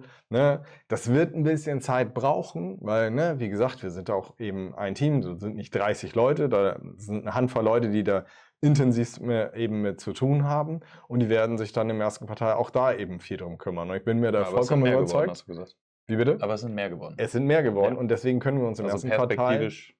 auch wieder eben damit drum kümmern. Ja. Und es wird besser, es wird auch Stück für Stück besser. Es ist genauso, in 22 dachten die Leute, oh Gott, ey, dieses Backend wird nie vernünftig funktionieren halt, ne? Das stimmt, ja. Und es ist, ja, Ja, das ist gut aber dran erinnern, ja. das ist halt das Ding, ne? Wenn wir uns darum kümmern, dann wird es auch weiter, aber es kostet dann halt auch Zeit und es ist Manpower, aber das ist etwas im ersten Quartal auf jeden Fall, wo wir wieder dran arbeiten werden. Man kann aber auch sagen, weil jetzt viel über das Backend, dass das ein notwendiger Schritt war damals, ne? Weil wie gesagt, als nicht Entwickler oder so ist es dann für den Ausbilder, die haben jetzt da irgendwie so ein neues Backend gemacht und dann, ne, warum machen die das überhaupt? Macht man das eigentlich? Ja, und ne, was die Arbeit dann lohnt und lohnt sich das überhaupt? Ja. Im Endeffekt war das alte Backend halt nicht wartbar. Es war Okay. eine riesige Haufen Code und wenn man an einer Stelle was geändert hat, hätte es an der anderen Seite einfach bumm und das Backend ist aus. Dann es hätte auch, genau, und das meine ich halt so, ne, zum Glück ist jemand über uns, die Interesse haben, dieses Spiel über lange Zeit weiterzuentwickeln. Wenn dem nicht so gewesen wäre, hätte dieses Spiel kein neues Backend bekommen. Und dann hätten die letzten etwas größeren Updates, die letzten 5, 6, 7 Sachen, was wir gemacht haben, wären alle nicht möglich gewesen. Weil das Backend so geschrieben war, es war teilweise super schnell, aber wenn eine Sache falsch war, lief der ganze Kram nicht mehr. So, und deswegen konntest du einen Entwickler nicht ransetzen, gerade weil das auch in der Sprache geschrieben war, die keiner wirklich so benutzt, da jemanden erstmal zu finden, zu sagen, ja, dein zukünftiger Job ist, mit einer Sprache sich auseinanderzusetzen, die du nie wieder woanders in deinem Leben brauchen wirst, ist auch nicht so zielführend für eine Firma Also im nicht Groben im Umsatz. zukunftsträchtig dann auch. Nein. Okay. So, und deswegen war es klar, wir müssen es machen, auch wenn ein sehr hohes Risiko dahinter steht. Und natürlich haben wir das jetzt alles aufgestellt und arbeiten immer wieder dran und es gibt immer was zum Optimieren und das tun die Jungs halt auch. Und Mädels. Das ist sehr, sehr, sehr gut. Sehr, sehr gut. Also, wenn ihr dran seid, wenn ihr das Idee. Weil manchmal entsteht der Eindruck, das sagen dann Leute so, ich glaube, die machen das gar nicht. Die haben einfach, die haben einfach losgelassen. Aber ganz ehrlich, ist ja auch vollkommen nachvollziehbar. Selbst meine Person, ich muss auch nachfragen, was ist denn da gerade los? Ich weiß es dann halt natürlich und denke so, okay, damit hätte ich jetzt auch nicht rechnen. Sowas Blödes, dass da jetzt eine Hardware ausgefallen ist, dass das wieder mal 2 Stunden dauert, dann das auszutauschen und so weiter und deswegen off ist. Ja, passiert. Sind wir auch nicht vergangen. Ja, aber gut, aber du hast Aber auch gesagt. passiert den Größten. Amazon hat auch, glaube ich, letztens ein bisschen Probleme. Ja, das stimmt. Aber Kommunikation ist dann auf jeden Fall gut. Ja. Ich fände es immer ganz geil, wenn wir dann halt auch, manchmal ist ja auch, wenn wir live sind und dann sagt man so, ja. Ja, das tut mir dann auch besonders leid, wenn die Livestreams laufen. Aber wir können dann halt nicht mal was sagen. Ist halt geil, wenn man auf jeden Fall eine Info hat und kann sagen, okay, ja, wir haben identifiziert so, das und das ist passiert, wir sind dran. Ne, und dann, aber auch da wäre es halt super, wenn wir ein bisschen mehr von der Kommunikation euch dann auch noch drin haben in Zukunft, zu sagen, dass wir euch auch mal wieder rübergeben können, hey, wir sind dran, könnt ihr jetzt noch 10 Minuten, eine Viertelstunde oder ihr könnt schon mal sagen, ne, macht das und das, ihr könnt euch wieder einloggen, wenn manchen ist noch, da wäre es ja auch gut, aber mal gucken. Wieder Thema Kommunikation. Yes.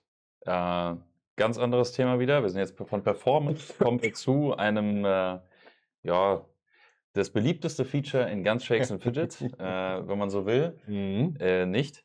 Der Arena Manager. Ja. Der wurde schon leicht angeteasert. Man hat das schon gemunkelt, weil das sehr oft Feedback war, was ist denn mit dem Arena Manager? Irgendwie, der ist mir ein Dorn im Auge. Ne? Also die wenigsten Spieler würden jetzt sagen, okay, der ist total cool, weil irgendwie, ja, weiß nicht, das Gameplay und so. Und ne? Ihr sagt jetzt, okay, wir haben uns dem Ding angenommen. Vor allen Dingen, wenn wir da so ein bisschen mal reingeben, wo kommt denn der eigentlich her? Wo kommt der her? Ja. Also es ist ja, was so gesehen, ne, ich bin ja auch schon jetzt ein bisschen länger da, dann weiß man natürlich noch, okay, wo ist so ein Feature halt drin? Es kommt, natürlich haben wir da noch ein Feature halt gemacht. Und vorher war es halt so, da ist halt nicht mehr ganz so viel Liebe reingeflossen und dieses Feature gibt es ja schon mehr als 5 Jahre, also wo das Team noch ganz anders aufgestellt halt war. Und es war dann halt immer so ein bisschen, ja, was können wir denn da machen? Ja, da hauen wir rein, ja, aber dann ist er nicht so relevant. Ach komm, dann drehen wir ein bisschen nach oben, dass man den auf jeden Fall muss. Und schon hatten wir plötzlich so ein Feature drin, wo wir gesagt haben, hey, funktioniert ja, die Leute machen es. Ja, warum machen sie es? Weil sie es machen müssen. Ja. So, weil die Runen so eine Relevanz halt haben. Absolut, ja. Und auch deswegen sind wir jetzt ja rangegangen zu sagen, hey, wir überarbeiten den. wir machen Rework. Einerseits ist es nicht grafisch das, wo ich sage, es ist das Schönste im Spiel. Da ist einfach auch zu wenig Liebe halt reingeflossen. Also den jetzigen meinst du? Den jetzigen. Ja, um Gottes Das Willen. Rework Oh sieht Gott. gar nicht so gut aus. Nee, Das ist völlig- nein. Entschuldige, also das Rework, also das, was ich gesehen habe, das wird schon wesentlich geiler aussehen. Okay. Das sieht dann auch mehr nach Shakes and Fidget halt wirklich auch aus. Aber auch da haben wir angefangen, eben viel auf die Community dann eben zu hören, beziehungsweise das Feedback eben reinzunehmen, zu sagen, hey, wie sollten wir das denn halt gestalten? Ne? Wir können jetzt ja schlecht sagen, wir machen das Feature nach hinten komplett wieder offen und es läuft halt für alle Ewigkeiten und sonst wie weiter. Dann würde ich mir so eine unsichtbare Latte irgendwie mir von hinten irgendwie übergezogen werden. Ja. Sondern, hey, wir müssen klar sagen, damit, wie die Community damit arbeiten halt kann, zu sagen, ja, es wird nicht länger dauern. Hey, wie ist es denn so, ob wir etwas einbinden können, dass auch diejenigen, die keine Pilze, nicht viele Pilze investieren, die auch etwas schneller an diesen Punkt halt kommen. Ja, und das sind halt eben mehrere Sachen, dass man etwas taktischer drin auch spielen kann, dass wir es machen, dass das Ganze, wie häufig, wie ich an dem Tag halt damit umgehe, dass das auch einfacher wird zu kontrollieren im Spiel. Im Endeffekt, dass das ganze Ding einfach ein bisschen mehr Spaß macht halt, ne? Und einfach geiler aussieht. Also ich war schon immer Fan von diesen riesen Zahlen im Arena-Manager. Ich finde, die sind total einfach. Du meinst die Quintaszene? Naja. Ja, Quinting, keine Ahnung. Ja. Das ist immer so im Stream, ja, wo bist du denn im Arena-Manager? Und eigentlich ist eher so die Frage, wenn ich die schon stelle, ist es so, oh Gott, ich krieg eine Zahl. Und dann steht da, keine Ahnung was, Schwarz. in den Ionen und ja, okay, also dann muss ich erstmal nachgucken, ne? Und dann hast du halt so eine Liste und dann guckst du nach Zahlen, okay, ne.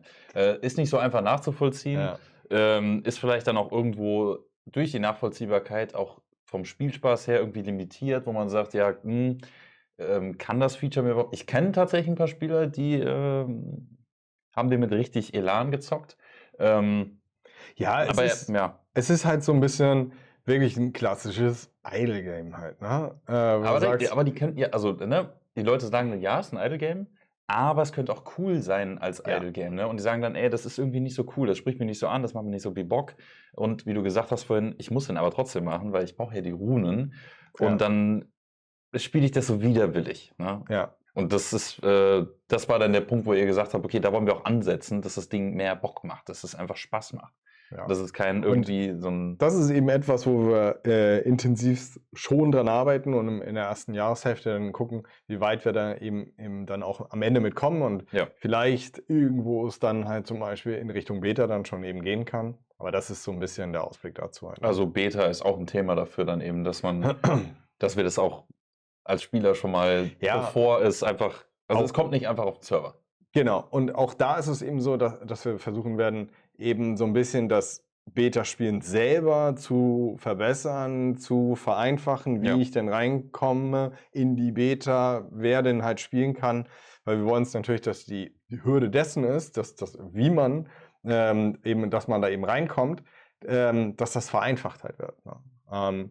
Aber ist auch ein Prozess, das. Ist auch ein Prozess. Mit Sicherheit können wir da auch noch eben einiges machen, damit wir insgesamt vom Live-System halt her hin sagen, hey, wir können halt mehr auf dem Beta-Server selber eben abfangen dessen und damit weniger im Live-System Sachen passieren. Klar, aber das ist eine grundlegende Sache. Ne? Also eine grundlegende Beta-Sache und wie das funktioniert und, ne, aber ihr habt auch das so ein bisschen auf dem Schirm.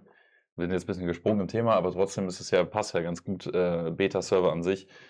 Vielleicht, also das ist auch ein Thema, was ihr behandelt. Ja. Intern, wo ihr sagt, geht der Laptop leer? Hauptsache, wir sind nicht gleich weg. Ja, sorry, wir haben hier hinter auf jeden Fall, bevor wir weg sind, ganz, ganz wichtig, also das ist mir ein persönlich wichtiges Thema, einfach nur, um das auch mal irgendwo in den Raum zu werfen, die XP- und Goldkurve. Ja. Ja, einfach mal. Das ist auch für mich so einer dieser Dinge, wo ich denke, der ursprünglicherjenige, der diese Goldkurve jemals angelegt hat, der hätte nie im Leben, als er da mal drüber nachgedacht hat, dass irgendwelche Leute so viel und so lange in dieses Spiel investieren an Zeit, Deswegen war das natürlich nie darauf ausgelegt, der ganze Kram halt. Ne? Wir haben da mit Sicherheit schon dran gearbeitet und so weiter, aber natürlich muss das halt im kommenden Jahr, wahrscheinlich eher im zweiten Jahr sein, aber auf jeden Fall müssen wir daran halt arbeiten. Weil, wie gesagt, am Anfang 2011, 12, 13, wo wir wussten, so 2, 3 Jahre läuft das Spiel, mal gucken, ob es nächstes Jahr noch da ist, mal gucken, ob es nächstes Jahr noch da ist. Das waren ja immer so eher die Zeithorizonte, wie du vorher halt geplant hast. Ne? Du hast halt vorher nicht gesagt, ja, warte mal kurz, also das Update, das muss 6 Jahre müssen die Leute daran spielen können. Ey, Quatsch, du hast halt geguckt, ja, uns ist erstmal ein bisschen beschäftigt halt. Ne? Also das ist ja natürlich etwas, wo wir jetzt ganz anders, wenn wir Feature einbinden, versuchen, das eben anders anzusetzen. Und die XP- und Goldkurve natürlich, klar, das ist etwas, ist halt immer wo die wir Frage, echt dran arbeiten müssen. Ja. Weil das Wie ist, glaube ich, ja ganz, ganz groß geschrieben. Nicht, dass sich jetzt irgendwer, weiß ich nicht, in Panik verfällt oder so. Ja, das Ding ist, natürlich, da haben wir wieder Thema Alpha-Gruppe. Natürlich sind da Personen drin, die sich extrem intensiv mit dem Spiel auseinandersetzen, auch mit den Zahlen, die dahinter einfach stehen. Und dass wir da eben auch Personen halt haben, die uns Feedback geben. Darauf sind wir an manchen Punkten auch echt angewiesen, dass wir da auch valides Feedback halt zurückbekommen, weil die Leute sich unheimlich viel mit den Zahlen schon auseinandergesetzt halt haben und gegebenenfalls auch auf Punkte hinweisen können, wo dann plötzlich die Kurve, die ja nicht immer eine Kurve unbedingt halt ist, sondern einfach diese Linie plötzlich so oder irgendwelche Kanten drin hat und sagt, ja, da passiert ja Folgendes und so weiter, dass man das halt auch gerne mit einfließen lässt. Das hilft uns ja auch und deswegen dafür ist auch so, gerade eben so eine Alpha-Group da. Ja, ich meine, das ist halt auch einfach super sensibel, weil, ne, wenn man sich jetzt so lange da dem Thema nicht gewidmet hat und die so lange besteht, führt das wahrscheinlich unweigerlich auch über diese Dauer dann zu irgendwelchen Problemen oder Bereichen im Spiel, wo man dann sagt so, was mache ich denn jetzt hier eigentlich, ne? Und ist auf jeden Fall cool. Ich also bin sehr, sehr, sehr gespannt darauf. So eine der Dinge, wo ich mir sehr viel von verspreche einfach. Also von dem Thema an sich, auch dass man sich dem Thema annimmt. Trotzdem steht das Wie dann im Raum, ne? Weil es auch sensibel ist. Aber ich glaube auch, also wenn man da viel auch mit der Alpha Group zusammenarbeitet und auch mit der Community und was so irgendwo die Essenz des Ganzen ist. Ja, und gerade geht es halt auch, ne, wenn du so ein bisschen Essenz dessen halt, was Shakes und Fidget halt ausmacht. Und wenn wir zum Beispiel über Themen halt sprechen, die vorher auch nie angedacht werden, ne? Also Thema Dungeon-Pause. Ja. Die war halt vom Spielverlauf her ja nie vorgesehen, dass wir gesagt haben, als das Spiel designt wurde, ja klar, nachher machst du eine Dungeon-Pause und erstmal ein Jahr lang oder länger klopfst du halt keine Dungeon. Das war ja nie so vorgesehen. Ja. Und dieses Pattern bei den Spielern war nie vorgesehen, um das jetzt mit einfließen zu lassen, wie passen wir das denn jeweils an, damit wir grundlegende Sachen im Spiel nicht plötzlich abändern, ja, brauchst du jetzt nicht mehr. Wieso, was? Nee, das können wir halt auch nicht bringen. Ne? Und Ja, das würden wir auch nicht machen. Nur ist es dann halt wichtig, dass wir da eben dementsprechendes Feedback bekommen. Deswegen sind solche Anpassungen immer kompliziert, immer mit Vorsicht zu genießen und mit Sicherheit auch die wird wahrscheinlich auch am Beta laufen. Das ist gut zu hören auf jeden Fall. Ja, ich glaube, man hat auch manchmal Angst, dass man dann taktisches Vorgehen oder so verliert oder auch, dass gerade die Leute, die sich sehr viel damit auseinandersetzen, sich dadurch ja einen Vorteil erspielen, weil sie sich so intensiv damit auseinandersetzen und weil sie die Zeit investieren, ne, und sich was überlegen, also wirklich was überlegen. Und die haben auch echt auch Excel-Tabellen offen und keine Ahnung, ne? Und werten das ganze Spiel auch aus irgendwo. Ich glaube, das Beta-Thema hatten wir gerade schon angeschnitten. Ja. Also im Endeffekt, ne, können wir es damit auch wirklich eben abschließen. Wir werden da definitiv Punkte verbessern, um den Zugang zur Beta halt zu vereinfachen. Den Einstieg dessen, an diesem Punkt im Spiel zu sein, okay, hier ist es vielleicht vergleichbar mit meinem Charakter und dass dann auch viel leichter das Beta-Feedback später eben ausgewertet werden können, dass wir auch hoffen, dass mehr Leute die Beta halt auch spielen. Ne? Und da werden wir viel nächstes Jahr auch dran eben arbeiten. Ja, das finde ich auch gut. Weil es war auch mal Feedback, dass man irgendwie die Beta, die ist zwar da, aber ich habe dann irgendwie nicht so richtig testen können und dann, wenn die Leute nicht so richtig testen können, ist vielleicht das Feedback auch nicht ganz so geil dazu, weil das dann auch weniger gut ausfällt oder beziehungsweise weniger vom Inhalt ist und so. Ich meine, es ist schon eine ganze Weile her, aber früher gab es keinen Beta-Server, da war der S1, der Beta-Server. Ja, stimmt. Und dann haben wir jetzt erstmal auf dem S1 live gestellt, mal gucken, explodiert nichts, naja, geht's wohl. Ja. Ne? Es sind natürlich mittlerweile ganz andere Zeiten, aber wir wollen uns dahingehend ja entwickeln und verbessern halt, ne? Aber ich sage ja nur mal, wie es manchmal gewesen Also ist. dann halt, ne? auch bezüglich des Testings und so, und dass wenn die Sachen rauskommen und so weiter, ne? Ja.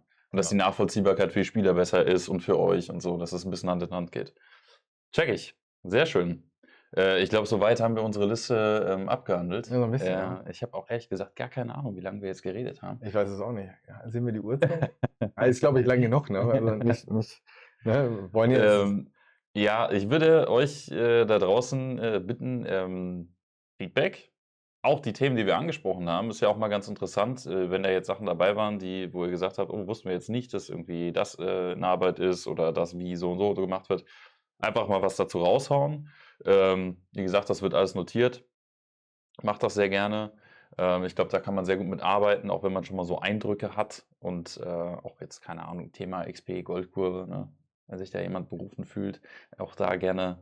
Ja, ich weiß nicht, von den Ja. Themen, die wir jetzt abgehandelt haben, für einige ist das wahrscheinlich ein sensibles Ding und ja, Ja, ist ja auch so. ja.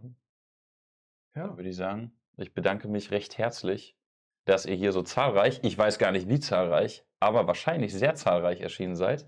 Und hoffentlich auch fleißig, weil heute haben wir ein bisschen ohne Chat gearbeitet. Ich hoffe, ihr verzeiht uns das. Ja. Die Idee war einfach auch ein bisschen aus dem Nähkästchen zu plaudern, ein bisschen was zu erzählen, dass du Raum hast. Ich meine, ich hoffe ja immer noch darauf, dass wir irgendwann demnächst wirklich Livestream haben und auch Live-Übersetzung und irgendwann hast du deinen Voice-Clone halt drin und dann haben wir in 5 Sprachen mit ein bisschen Zeitverzögerung können wir hier, ich glaube, dass wir in den nächsten 12 bis 24 Monaten, irgendwann wird das da sein. Ja. Irgendwann, und das ist doch auch mega geil. Ich meine, wir haben ja schon jetzt eben von Tuni eben einige Auf Videos YouTube, in ja. unterschiedlichen Sprachen mit seiner Stimme, was auch schon mega ist. Ja, Tuni dann mal auf Tschechisch oder Polnisch oder Ungarisch, Ungarisch glaube ich nicht, aber Tschechisch und Polnisch auf jeden Fall zu hören. Schön großer Spaß. Absolut. Und ich hoffe, dass wir das halt auch weiter eben ausweiten können und wieder so einen Mehrwert halt eben rausbringen, dass wir das in unterschiedlichen Sprachen haben halt, ne? Absolut, absolut. So, Also- deswegen dieses Mal, ne, am Freitag hoffentlich kriegen wir es dann hin, dass wir auch VOD mit englischen Untertitel halt haben. Genau. Das sollte eben funktionieren und ja, ne? Wir haben auch noch ein zweites Spiel übrigens. Mobile Dungeon. Ja, ist Tuni hier noch live? Naja, Tuni ist wahrscheinlich auf der anderen Seite gerade dann noch live unterwegs. Das ist aber natürlich eine Sache für sich, aber wir sind ja bei Shanks Fidget. Ja, du meintest, du wolltest die Überleitung machen, dass wir wahrscheinlich dorthin raiden, wenn das funktioniert. Wenn der mal noch live ist, ich weiß es nicht. Ja. Ansonsten würde ich mich, wie gesagt, bedanken, dass ihr alle da wart. Wie gesagt, war ein bisschen anders vielleicht, als wir sonst gewohnt sind. Da haben wir sehr viel mit dem Chat interagieren. Jetzt haben wir einfach mal ein bisschen erzählt. Eure Eindrücke werden aber trotzdem dazu auch aufgenommen, wenn man so will. Und ja. Ja, und ansonsten meinerseits vielen Dank, dass ihr da gewesen seid. Im Endeffekt können wir dann eigentlich ja nur eine ruhige, besinnliche Weihnachtszeit halt wünschen. Vielleicht sogar noch einen guten Rutsch, aber ansonsten eine schöne Weihnachtszeit wünsche ich. Yes, von mir auch. Danke euch. Danke, dass ich da sein durfte. Sehr gern. Hat mir sehr viel Spaß gemacht. Dann macht das gut.